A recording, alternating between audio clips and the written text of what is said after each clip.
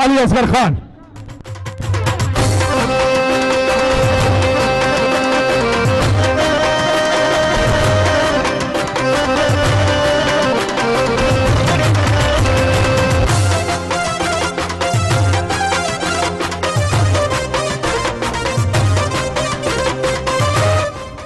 बिस्मिल्लाहिर्रहमानिर्रहीम।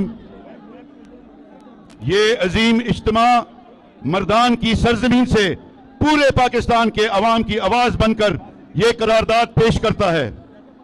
महंगाई, बेरोजगारी, लोड शेडिंग, डीजल, सीएनजी, बिजली की नाकाबिले बर्दाश्त कीमतों की वजह से आम आदमी शदीद तकलीफ में है।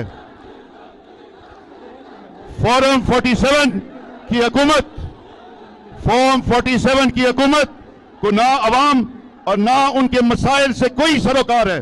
उनके लिए सिर्फ ताकत, मुफाद और इक्तदार अहम है।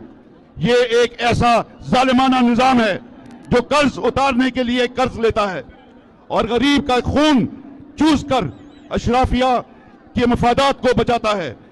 ये इज्तिमा मुतालबा करता है कि इमरान खान बुशरा बीबी को मुकम्मल तिब्बी सहूलतें उनकी मर्जी के अस्पताल में अहले खाना और मौलजीन के मौजूदगी में फौरन दी जाएं और तमाम सियासी असीरों को इंसाफ दिलाकर फौरी रहा किया जाए।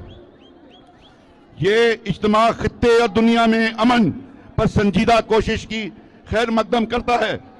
हम अपने ईरानी भाइयों के साथ उन पर जो जुल्म हुआ है, गाजा के बच्चों के साथ सीसा पलाई हुई दीवार की तरह खड़े हैं, लेकिन दुनिया में अमन की शुरुआत अपने ही घर से होनी चाहिए। यह इज्तिमा खैबर पख्तूनख्वा के अवाम के साथ यकजहती का इजहार करते हुए वफाक को सूबे के उसके माली हकूक, खास तौर पर एनएफसी और जम इलाकों के फंड्स को फौरे सूबे के हवाले किया जाए। आज मर्दान से हम दो टोक मुतालबा करते हैं कि मेहनत कश को तहफ़्फ़ुज़ दो, किसान को बचाओ, नौजवानों का उसका हक दो, हमारे बच्चों के मुस्तकबिल को महफूज करो, अवामी मैंडेट बहाल करो और इमरान खान समेत तमाम सियासी असीरों को रिहा करो।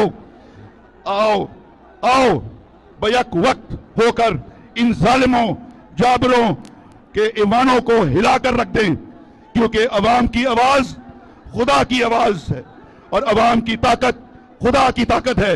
आपको ये मंजूर है तो हाथ उठाए। मंजूर है, मंजूर है। मेहरबानी, शुक्रिया।